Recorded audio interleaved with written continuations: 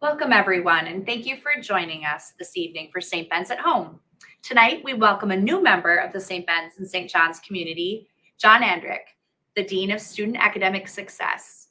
Hello, John. How are you this evening? I'm great, Heather. Thanks for having me. It's exciting to be here and get a chance to share a little bit about my work. We're super excited to have you. It was funny, I will say, like just before this, Dr. Carol Brees and Dr. Kara Kolmitz were in the hallway, and we were just talking about, because Dr. Brees had heard you at a faculty development program, and word on the street is you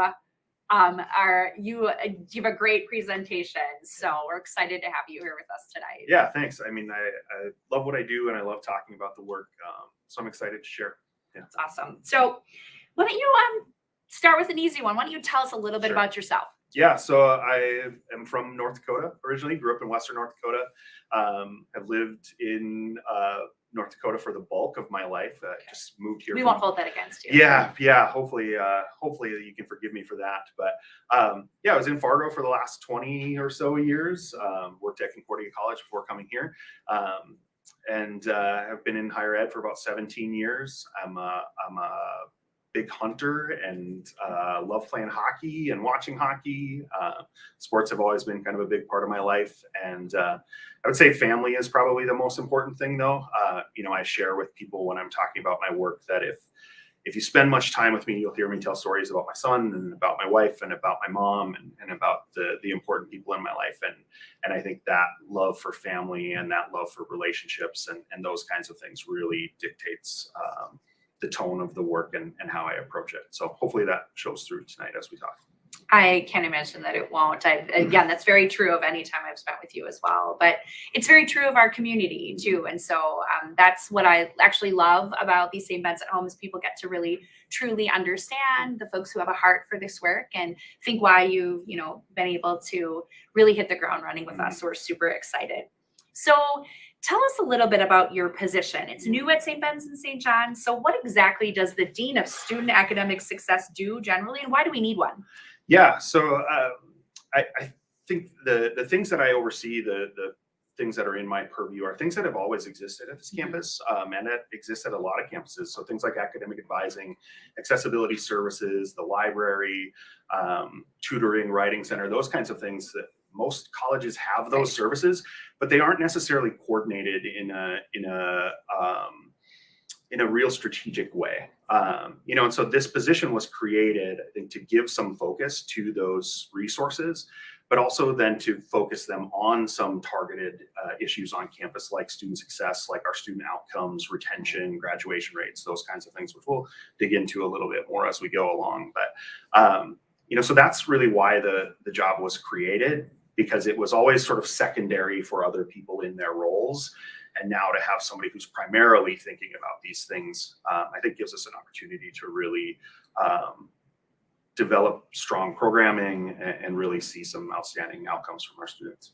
So it sits within academic affairs, correct? Yep. So I know we've had Richard Ice before on our group as well. So do you report directly to Richard Ice? Is that true? Or is there somebody kind of else in the org chart? Yeah, great question. So I'm under Richard, but I report directly to Pam Bacon, who's the Associate Provost and Dean of the Faculty.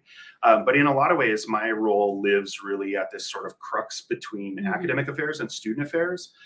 So I might be primarily academically focused, but so much of what we're thinking about is the sort of non-academic things that impact the academic outcomes.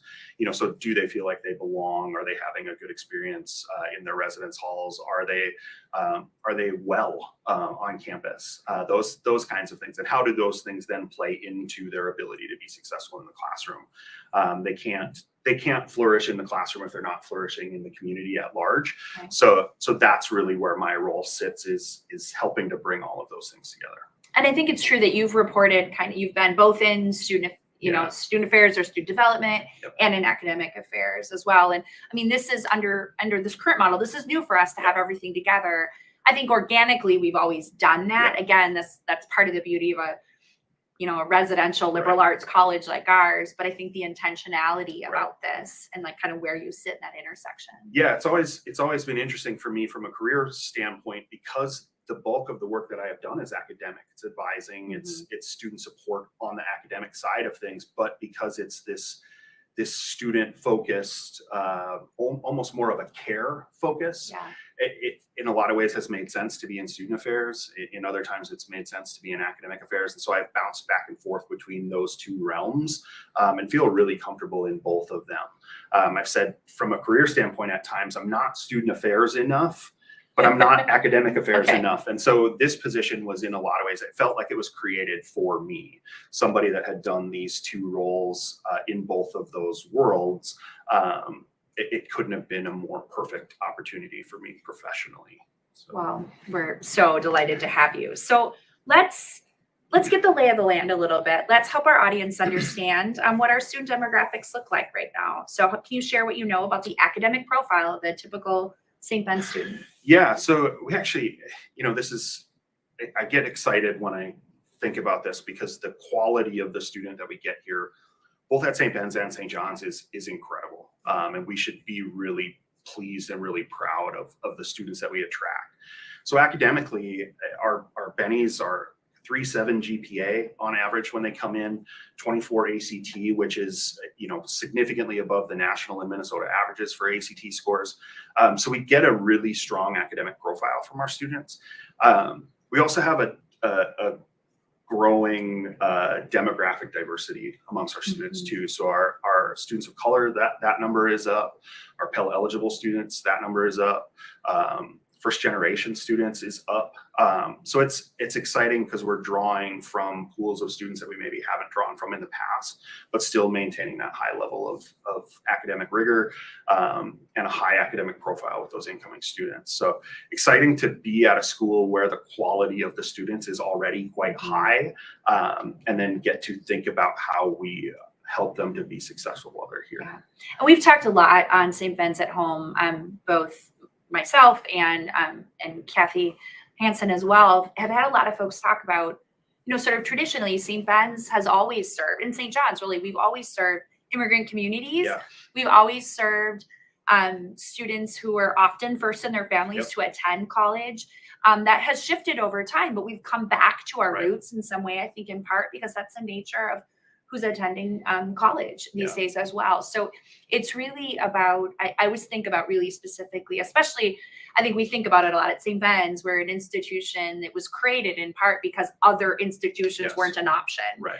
And so that is really part of our ethos, which I think is always just good to remind folks as we sort of engage in this particular iteration of how we serve students too. And you mentioned Pell eligibility, and I know that, longtime listeners have heard us talk about that before, and that is a federal marker of financial aid. So it's a Pell grant that are students of a certain level of economic, socioeconomic status are eligible for. But it's one that definitely defines some of our most financially challenged students here for sure. Yeah, I think it's a good measure for us to look at too, because I think private colleges like ours can get this reputation of we're overpriced or we're expensive and those kinds of things. But I think when we can demonstrate that we draw folks who maybe come from low income families, that's a demonstration of value. They choose to come here because they know that their investment is going to give them a return in the long run. So seeing that population grow, seeing that first generation population grow, those are really exciting measures for me, and I think are populations that I'm excited to work with. And it varies so very consistent with our mission traditions too. I know Mary Hinton, I remember the first time she was invited to the American Talent Initiative. So it's this group of other elite college presidents sitting in a room talking about how they can serve more Pell eligible students. And many of those very well endowed institutions were just like, how could we possibly have more than 9% of our students be Pell eligible? Where here we were with like a fraction of the endowment serving exponentially more Pell eligible students too. So So let's talk a little bit about, kind of the nature of how our students are doing. We were just talking about this before we went live. So during the COVID years, St. Ben's and St. John's went test optional. in the admission process. First, can you tell everyone what that means? Mm-hmm. And then can you tell everyone what happened at, St. Ben's and St. John's by doing that? Yeah. So the test optional move started to happen amongst a lot of colleges, even prior to COVID. There just were questions around the validity of ACT and SAT scores and other standardized tests like those. And there was some moves to a more equitable way of determining whether students were qualified to be at a college, or whether they had certain markers that would indicate whether they could be successful in college. And so as schools started to move away from looking at those standardized tests, we started looking at more of some of the other academic markers within their transcripts, certain classes that they were taking, types of classes that they were taking, that were actually better predictors of college success than an ACT score or an SAT score would be. And so what that did is it opened up the opportunity for students who maybe couldn't take an ACT prep course, or could only take the ACT once and didn't have that chance to take it multiple times, to still present their best academic profile without having this test score that sort of maybe didn't measure exactly reflected a little bit more about sort of the nature of the environment and instead of this access, one time high stakes course or test that maybe didn't really indicate who they were as a student. So moving away from using standardized tests in the admissions process, students can still submit that and we'll still consider it, but they're just not required to anymore. And so what that's done is it means only about 50% of our students are providing us with ACT scores, which is pretty consistent with what we see nationwide in these trends. Fewer students are taking these tests, and then fewer students are providing those tests to colleges when they go through the admissions process. What that does is it just challenges us to think about who our students are differently, to again sort of look at what was their GPA trajectory over time. Did they get better as high school went along? Were they taking challenging coursework in high school? So were they taking AP courses or IB courses?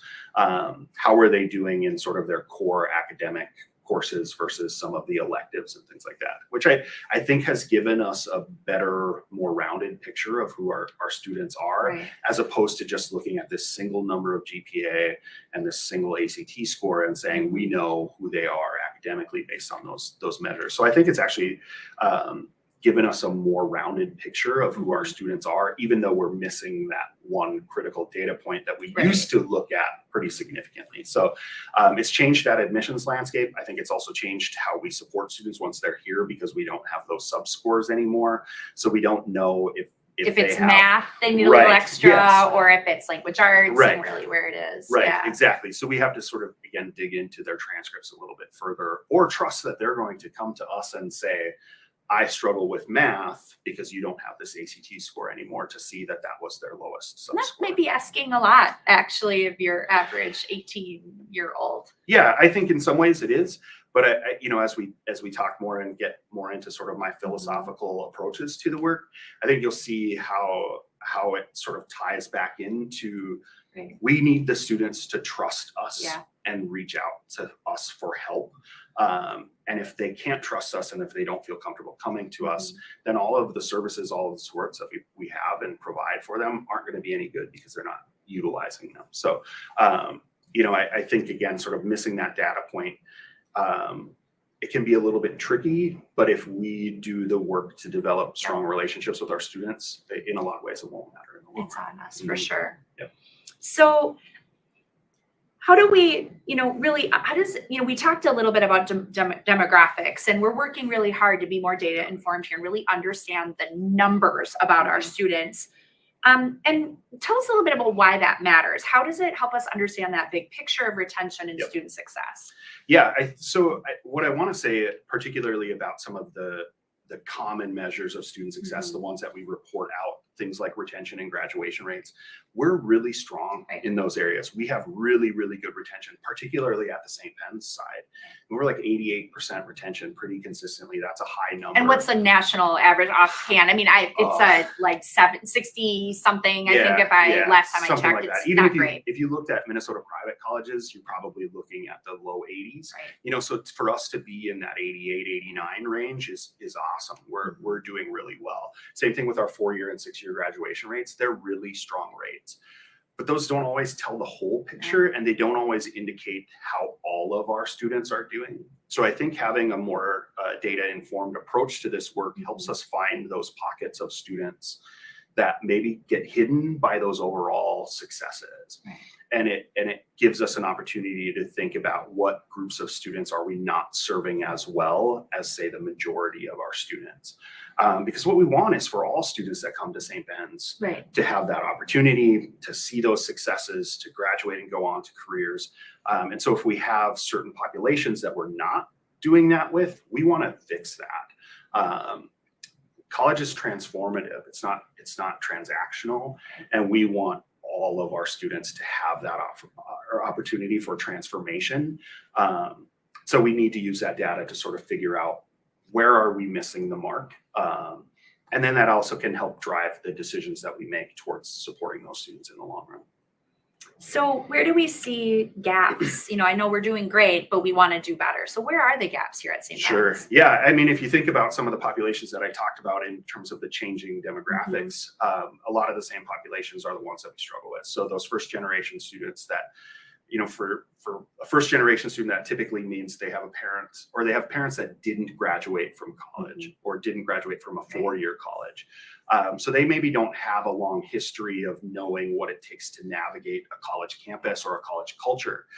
So they're in a lot of ways at a distinct disadvantage when they come here. They don't know the language. They don't know where to go. They're not comfortable asking for help, those kinds of things. So we see gaps in the first generation students. We see gaps in those Pell recipient students.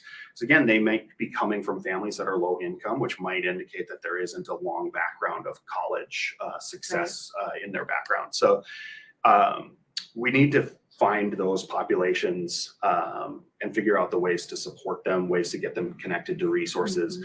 Our students of color are another population that we tend to not do as well with. As more specifically, American-born students, like our traditional sort of, we have a diverse group of students who sort of fit in that category too. So it tends to be more American-born or BIPOC students there. Yeah, domestic BIPOC is what I would say is we struggle with a little bit more. Our international students are different thing altogether. Yeah, for sure.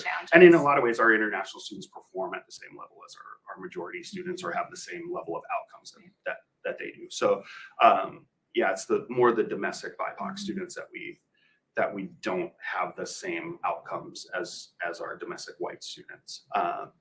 So again, that's a good indicator to us that we're not seeing equity in our outcomes, and we want to make sure that we close those equity gaps. Because if we're bringing the students here, we want to see them succeed here. We don't want them to leave. We don't want them to go be successful somewhere else. We want to find those ways. And it truly, I think, to be really, really clear, for me, I think I think often institutions have some qualms about disaggregating the data because they're going to find something where there's this pocket. It isn't about students not having potential. It's about us meeting need. I want to be really clear. The onus is on us. To figure out what it is, because like you said, the students are coming in here with incredibly successful high school careers. They're here because they deserve to be here. They're here because they are very qualified to be here. But there are things within our system that aren't serving those students, and we have an opportunity to do better. Yeah, I think that's an important thing to point out, is that retention is really a function of the institution. Yeah, it's not about the student. Exactly. Yeah. It's what are we doing to retain them? What are we doing to support them in their times of need? What are we making sure, or what are we doing to help them be welcomed into the community and feel like they belong here? Those are our functions. Yeah. We're not choosing a lower caliber student. We are choosing high caliber students to come here and still seeing less than stellar outcomes for some of those students. What I also want to be pretty clear on is that they're not gross gaps. Oh no, we're talking, that's the thing. We always laugh, we know exactly that we can, our retention folks, they know every single student by name. We know, and that's part of it too. When we are in relationship with these students, we want to make it, we know, what could we do? So what are some of the things that you're seeing that are, again, every student is unique. Again, we're dealing with small numbers of students, but what are some of the bigger picture things that you're seeing, or patterns, I guess you would say? Yeah, and you know, I've mentioned this a couple of times already, but I think the biggest thing is that you have students that maybe aren't as comfortable navigating the culture or navigating the environment. You know, I think about myself as a first generation college student, and I needed to figure out what the bursar's office is. I had no idea what that word meant when they reached out to me. Most people would not remember what the bursar was either, but they could ask a parent maybe, right? For sure. And I didn't have that luxury, and felt obligated to try to figure it out on my own. You know, I think we have a lot of students that experience that same type of thing, particularly at a school like ours that has strong culture. And so there is a distinctiveness about this place. And a large percentage of students are legacy. For sure. So if you know this place already, you come in with what we might call social capital. So that ability to sort of navigate the campus on your own, or when you can't, the comfort level to ask someone for help. And I think there's a level of imposter syndrome that exists where students don't want to say, I can't do this on my own. And so that reluctance to ask for help is there. So again, it's not even that we don't have the resources, it's that we're struggling to connect the resources with the right students and connect the students with the right resources.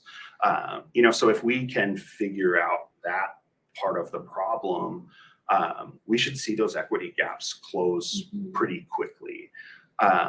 Because in most cases, we do have the resources to help them. If they are struggling in math, we have the resources to help them with that. If they're struggling to find a place to belong on campus, we've got the resources to help them do that. It just is a matter of getting them connected with the right people and the right resources. Absolutely. So you brought what feels like a fresh, new, and yet very Benedictine approach to student success. Can you talk about your philosophical framework for creating an environment and institutions where students can be successful? Yeah, so the framework in particular that I think about when it comes to student success is really based off of public health prevention models. And so a public health prevention model tells us that we need really, really good supports at a universal level. So there are things that we all need in the community to help us be healthy and well and to thrive. Clean water. Right, exactly. Clean water, access to food, we agree. access That's to where shelter. Texas get us clean water. Absolutely. All those things are really critical, and all of us use those. And then there's resources that happen at a targeted level, you know, so as risk factors emerge, you know, so if I have a chronic health condition, I can find out what that health condition is because I have these targeted resources that are available to me. And then, you know, sort of like clinical level resources that when the problems get bad, I can still access those sort of emergency-based resources. I think we learned a lot during COVID about these levels of support because there just were different things that we all needed down here. Some things that you needed at the targeted level, and then some things that people needed at that clinical level to be well during COVID. Philosophically, we can apply that same type of approach, what we would call a stepped care approach, to the way we think about student success. So all of our students need support on some level. So if you think of some of the like traditional things we do at the institution, so things like orientation, all of our first year students, make them all go. They all go. You know, and so there are really universal supports that are introduced during that.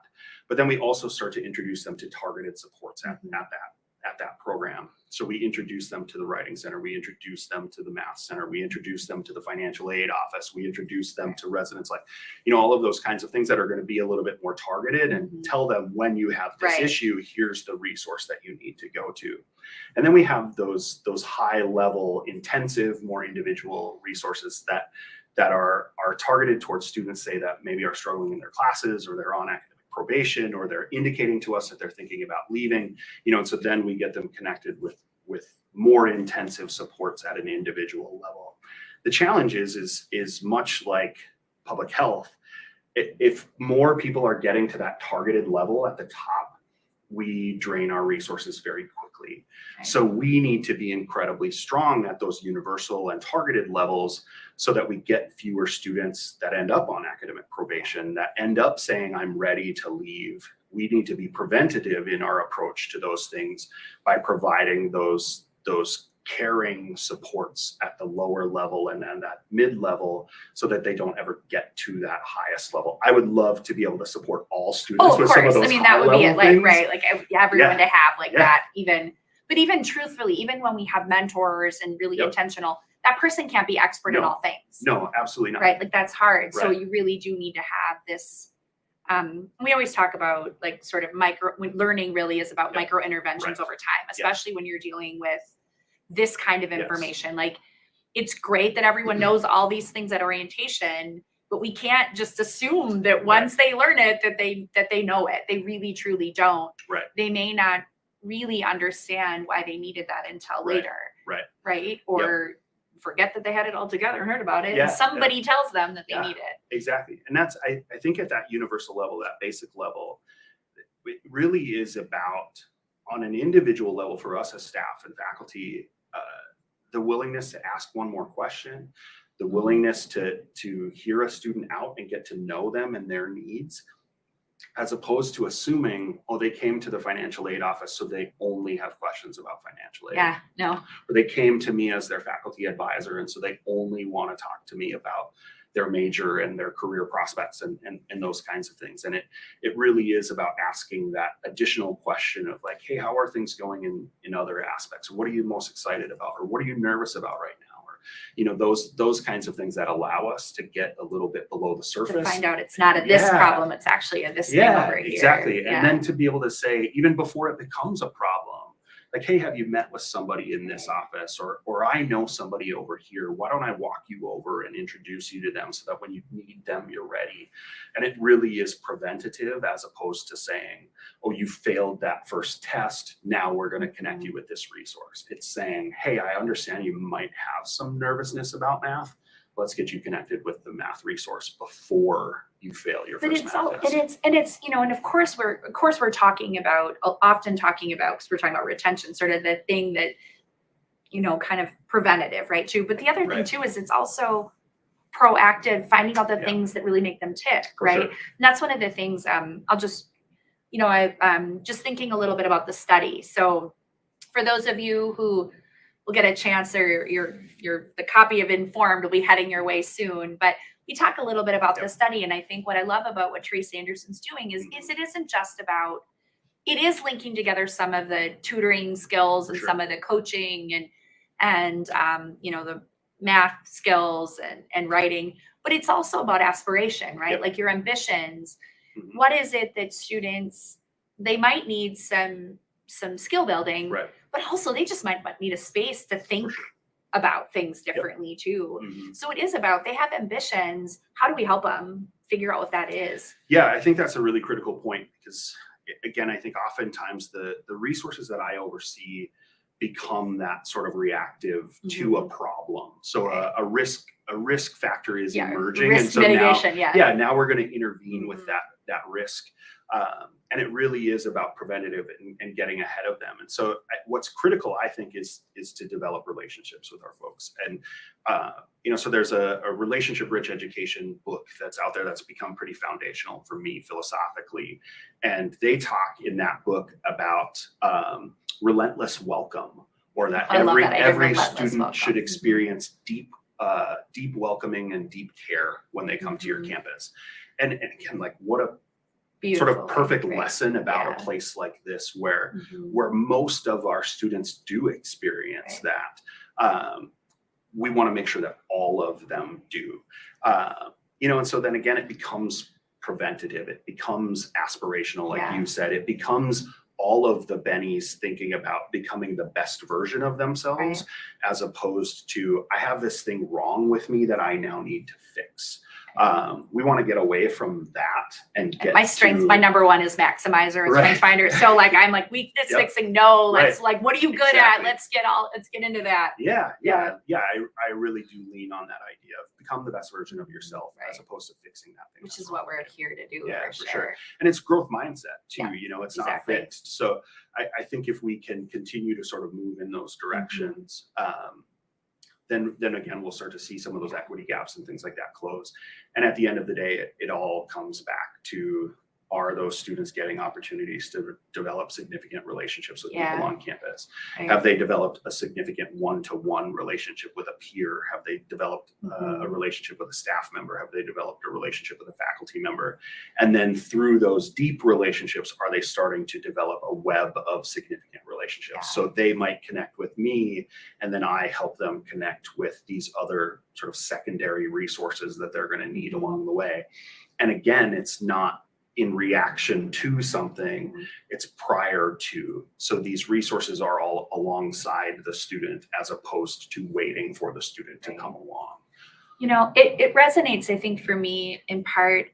We during the Mellon grant, the Becoming Community Mellon grant, we talked a lot about, and the phrase we use a lot, and we continue to use, and Brian used it repeatedly too, is transformative inclusion. Mm-hmm. That idea that it's not just like you get here and we're like, oh, that's great that you're here. Like, now be like us. Yeah. It is that idea of if we are we talk about it, like the definition of transformative inclusion is if we are in relationship, we will be changed by Right. knowing each other. Right. Right. So this community is ever evolving. We're not there yet. We're never going to be there because every year we welcome new students. Every year we bring in new faculty and staff. Mm-hmm. We are constantly being changed by being in relationship with one another. And I do think our monastic communities help us understand that too. Sister Karen Rose was our first guest for this season, and she talked about that role of that, that is what it is to be living with one another. And it's Right. not easy. No one is singing Kumbaya all day long. Mm-hmm. It is incredibly challenging to be with other Right. humans in deep relationship all the time. We are not always going to get along. Right. We're not always going to understand each other. But how do we learn to build trust? How do we learn to truly hear each other? Mm-hmm. And then especially with us, we're the adults. We're the Right. caring adults in these students' lives. It is our job to be there and be changed by them as well. Yeah. I think it's critical for us as staff members, as faculty members, as mentors, as adults in the room, to be good models as citizens, to be good models as community members, and to be good models as relationship builders. When I've presented in front of other groups, have talked about some pretty vulnerable pieces about my story. And that's important to me to do, even though naturally I'm not super open about those kinds of things. And if you came into my office, I'm probably not spilling the beans about my personal life, but in those settings, I think it's critical because it models vulnerability and openness to the other folks in the room. And so I think we need to do the same thing with our students, because if I can say, hey, here's something that I'm being vulnerable about, they're far more likely to come back to me later and say, hey, that really touched me in a way. Here's a thing that I'm struggling with. Yeah. And sometimes it's even as simple as introducing things that you care about, so whether it's family or a sport or a hobby or those kinds of things, that opportunity for a student to pop into your office and say, I don't like the hockey team that you like, let's talk about hockey for a minute.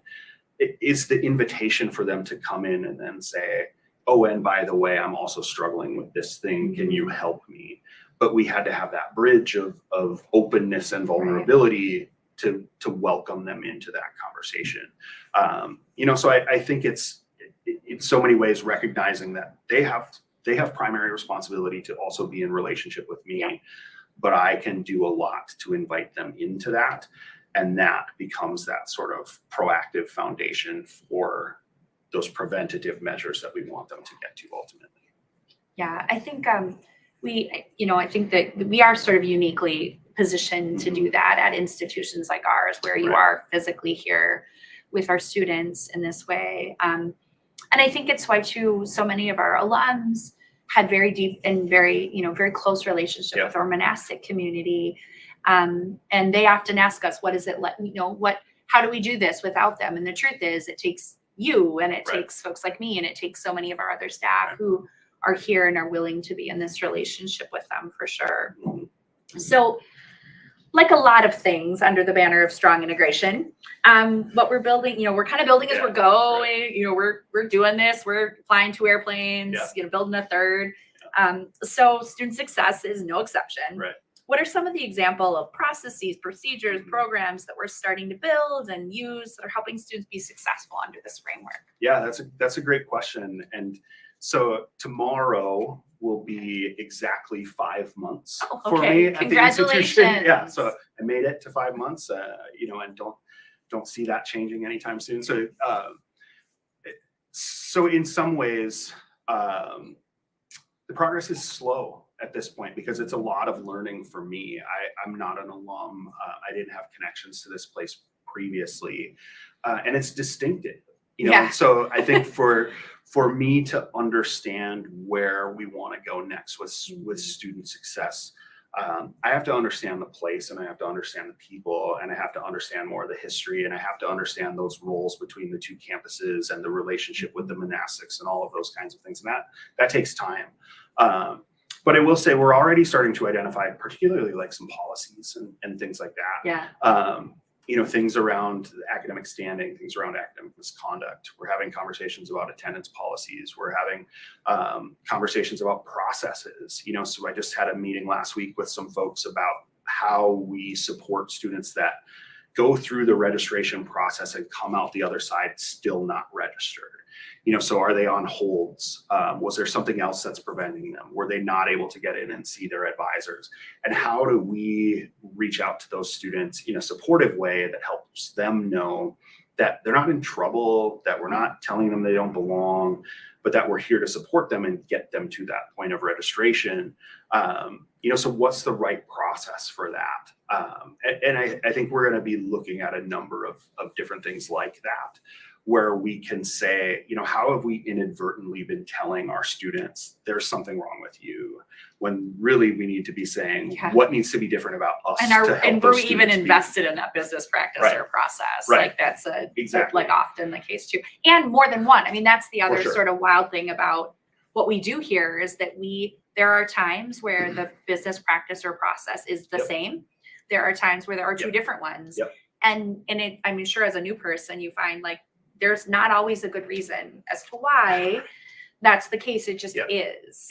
Right. Yeah. Like the things about these places that truly have power are not necessarily like the policy or the form you fill out. Like that's not the point of what we're trying to do. Right. Yeah. It's these places that have deep history are often sort of slow to change and evolve.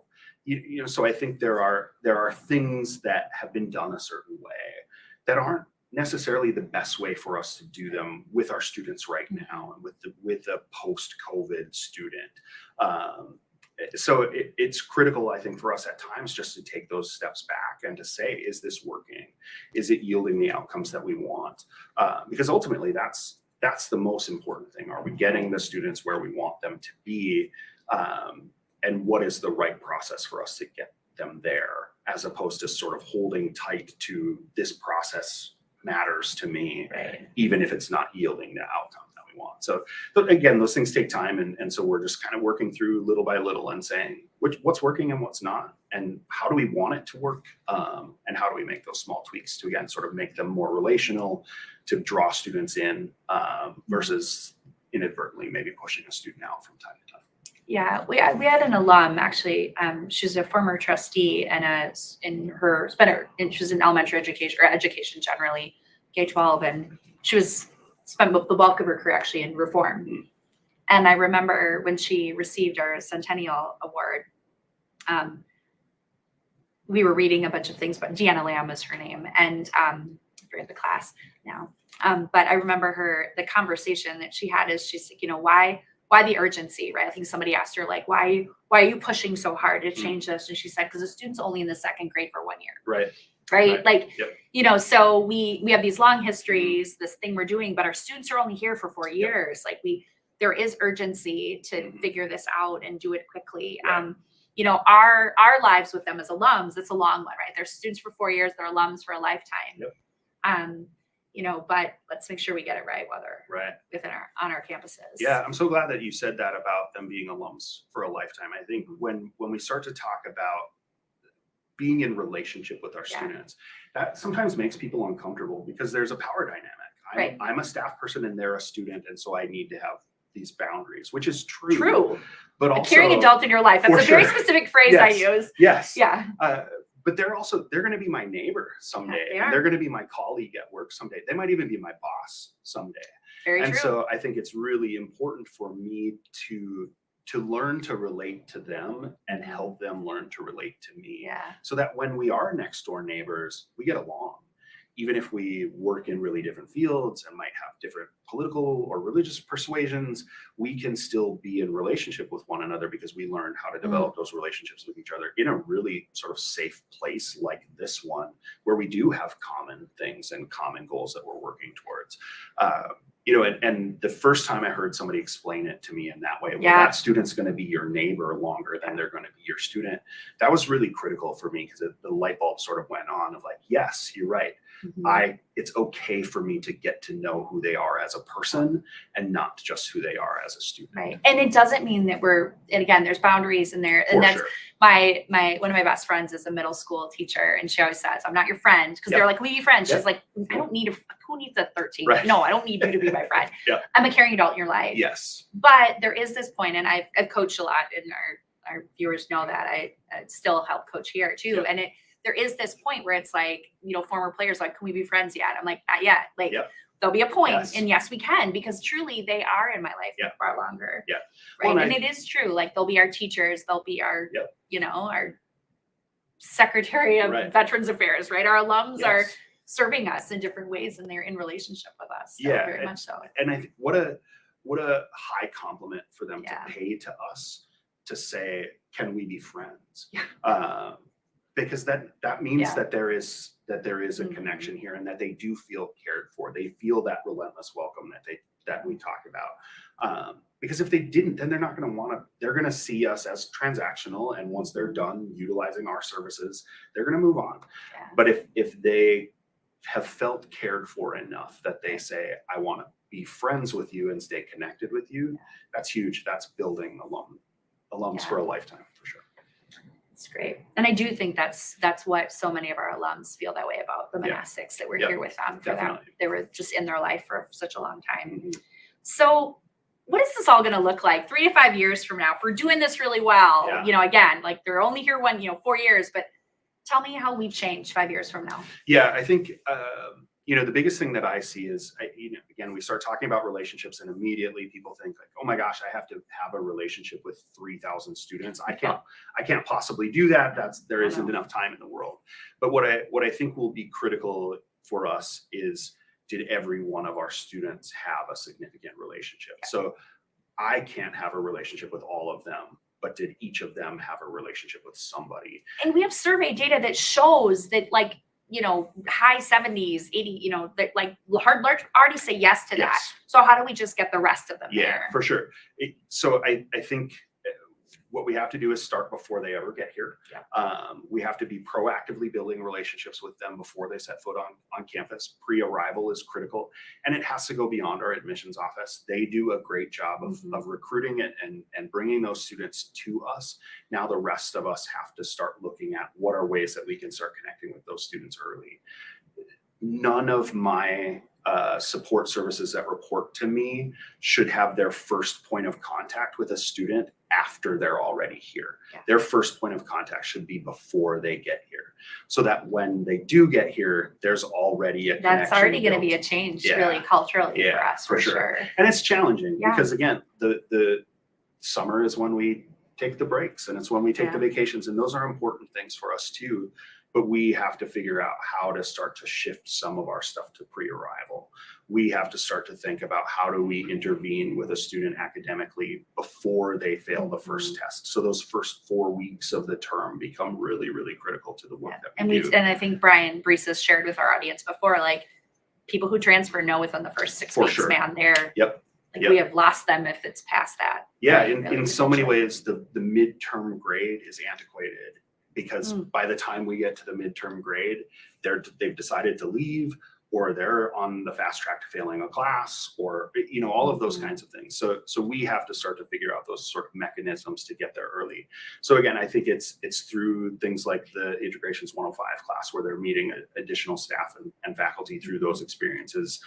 where they're getting deeper connections with their peers. I think the live-on requirement on this campus is fantastic, and so the more it's huge. The research is Right. clear. The relationships Yeah. are clear. Like there's just, it's a service that Yep. we're privileged, we're blessed to have. And schools who don't have it wish they could. for sure. I want to be really clear. Yep. I think we don't say that enough, that Yep. if everyone really had the physical space to allow for Yeah. 4-year residency, they would. Yep. Like I just, they're telling you something else because they're spinning it, Right. right? Like Yep. we are blessed to have this space. Yeah. And I think there's been a number of those kinds of things that I've experienced since I've been here beyond just the 4-year live-on requirement. Of, I think other institutions wish they had these kinds of things. I think other institutions wish they had a male campus and a female campus, because you can sort of target those populations in a different and more specific way than you can when they're fully integrated.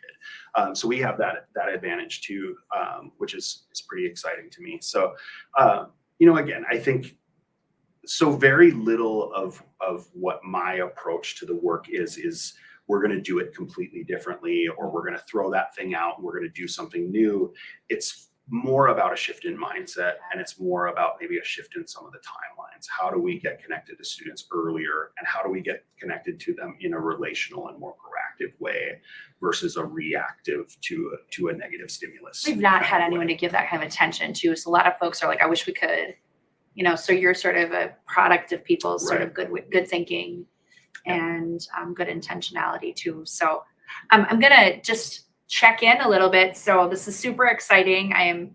I'm just delighted. And I think it is a really good place to pause and see if we've got any questions from our audience. Lisa, do we have any questions from those listening and watching tonight? We do. We have a number of questions. I'm not sure that we're going to get through them all. Oh, we'll try. Wow. We'll try. Okay. Okay. Everyone's really focused today. I love it. A question for Mary, class of 1994. This relates to your discussion earlier about the SATs and the ACTs. So she has, now it appears that there is some growing evidence that SATs and ACTs are in fact good indicators of how well students might do in college, and can in fact help colleges admit diverse classes without affirmative action. Are you having conversations about reinstating these tests? Why or why not? Yeah, that's a great question. And I was going to ask you that earlier. I'm glad somebody else did. Thanks, Mary. Yeah, it's a great question, because I think a lot of times the pendulums swing on these kinds of things. So we had this sort of negative response to these, and now what I would say is part of what we're missing is this really standard data point that we can look at, that whether they grew up in rural Minnesota or urban Twin Cities or deep South or overseas, we have that standard data point that we can look to say, here's how students perform on this same thing, no matter what. I'm probably not the right person to ask about if we're thinking about going back to instituting the ACT score. I actually don't know it, but we can ask Dr. Kara Coleman, so be with us next time, so we can ask her that question. Yep, I think it's a good question to explore on those kinds of things. What I think it has also done is encouraged us to look for some other standardized ways to look. Right. So AP courses are another really good indicator, because again, they're sort of standardized. And are also coming from the College Board, Right, remarkably. Right, exactly. Things like the International Baccalaureate curriculum helps us have still some of those standardized measures that we can look at that are good indicators as well. So it wouldn't shock me if we saw the ACT and SAT sort of make a comeback. I don't know that we'll ever go back to fully requiring them again. No, I would agree. But I could certainly see them becoming a more important piece of the way we look at students in the future. Yeah, prior to COVID too, there was already a push. It's not like the question around equity and the validity of these tests wasn't already there. I think part of it was the urgency on the agencies to do some of the things that were being called, like as they continue to get better, as they continue to create an environment where it's like, no, it's not just when you spend enough money to get to get those sorts of things, when it is truly accessible, when you're taking into account, neurodiversity along with other factors that it gets. I think it's a good tool. It's a trust but verify. Right. And we just want more tools, more information if we can, for sure. Well, what's interesting is I think a lot of us, when we started moving in a test optional direction, sort of assumed that the average ACT scores would go up, that the reported ACT scores would go up, because only the students with strong scores. But that's not what we found. It's not the case. same. Yeah, particularly for us, it stayed the same but nationally, the average scores have started to go down. Yeah. And there are still pretty significant gaps between demographic categories in terms of who's scoring that national average, who's above that average, and who's below that average. So I think it's gotten a lot better. There still are some things that I think need to continue to improve before we would swing back entirely the other direction to bring it back in. Okay, next question is from Sigrid from the class of 1959. Hi, Sigrid. Sigrid asks, from the numbers on Dean's list, it appears that many more Bennies are very successful academically than Johnnies. Why is that happening? And is this a concern? Oh, yeah. Yes, it's a concern. There's a lot of press out there right now around the crisis of men in higher education, which I think in a lot of ways is blowing it more than it needs to be out of proportion. But certainly, I think if you look at student outcomes over the last, say, 15 to 20 years, there is a growing achievement gap between men and women in higher ed. We're really unique here in that we have like a 50-50 split. Yeah, it's really, really rare. It's sort of forced, but also not, interestingly. Like it's been this way for a while, even where I mean both schools would take more if we could. Right. We're still seeing that there's parity in our numbers. For sure. And that's not normal right now. We're blessed, actually. Most institutions are like 60-40 female to male. So I think there are some factors baked in there where men don't see higher education as necessary as women might. So to close those sort of career achievement gaps, women are still flocking to higher education, whereas men maybe don't see it as necessary to be successful in a career. I think there are programs over time that have been targeted to create equity between men and women that in some cases might have actually swung it a little bit further the other direction. We know developmentally men tend to develop slower than women, particularly in their brains. So they aren't maybe as equipped to be ready for collegiate learning as their female peers are. Especially when we're talking about, we were talking about this earlier too, sort of that, like, we're just that. Yeah, it's executive function isn't totally developed until 25-ish, and that's well past the traditional age of a student here. For sure. And it tends to be about a year behind for most men compared to their female peers. So in some ways, our freshman bennies are here at the same time as what would be the equivalent of a senior in high school for their male counterparts. So I think there are some challenging things that are emerging there. I would also say it can be challenging at combined institutions that are different than ours to say we need to have a program that targets men. We need to be intentional. Yeah. John McGee always used to say we do the things that that co-ed institution or that single sex institutions can't do. Right.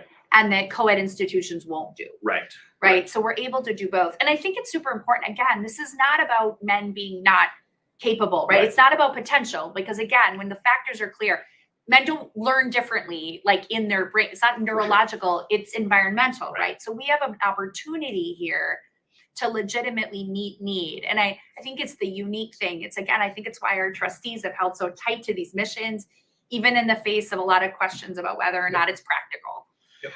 But there are some real opportunities for us to think about how do we engage our young men differently.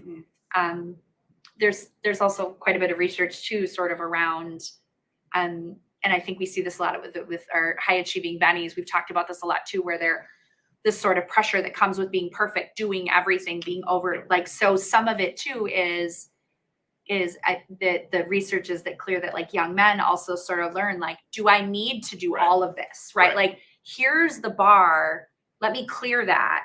And that's actually a healthy thing to learn. Like you don't get bonus points for clearing it by more, right? If the goal is just to clear it. And I think those are also things too that we get an opportunity to have some real conversation, right? Like, where we're dealing with this. And we know too, it's not that there aren't mental health crises with both our men and our women, but they're different. They're caused by different things, and they're often environmental. Right. Yeah, I think it's interesting too, because even though we're seeing educational achievement gaps sort of favoring women right Mhm. now. That doesn't always translate into career successes. There are still significantly more male CEOs, for Right. example. And so a male who graduates from here with, say, a 2.9 GPA. It's not keeping him from being the CEO of the thing. Exactly. They're still seeing the same types Right. of career outcomes, and oftentimes better career outcomes than, say, their female counterparts that graduated with the 3.5. Right. So those things that are sort of out of our control have sort of dictated to our male students, you can be less than stellar and still have stellar career outcomes. Whereas for our females, they feel like their margin for error is slimmer. Which in history bears out that it's Absolutely. true. Yeah, that's very 100%. true. Yep. All right. One more question, or should we wrap it up? We'll Okay. need to wrap it up. All right. I've been told that's all the time we have. So, all right. So, John, thank you so Yeah. much for being here and chatting with us. I know our virtual audience appreciates the opportunity to meet someone new to the community and loves hearing some insider information from campus that they couldn't hear anywhere else. So I think it's fair to say that we all learned something new tonight, and we're just so grateful for having you with us tonight. Audience, thank you too for joining us tonight. St. Ben's at Home will be back on March 20th, I think. 25th. I knew that. I was like, I looked at that date and that's not great. March 25th. Chief Operating Officer, Dr. Kara Kolmitz, and Provost, Dr. Richard Ice, will be here with us to tell us all about the progress on St. Ben's and St. John's new strategic plan. I'm excited. I hope you are as well. And here's our last word from Lisa Miller. Thank you again, John and Heather, for your time this evening. Audience, you can share additional questions or comments on tonight's episode through the evaluation form that will be emailed to you from the Alumni Relations Office. This concludes tonight's episode of St. Ben's at Home, but please look for registration information about the upcoming March 25th episode. I will be sending that information out within the next week. We hope that you all join us. Have a good evening.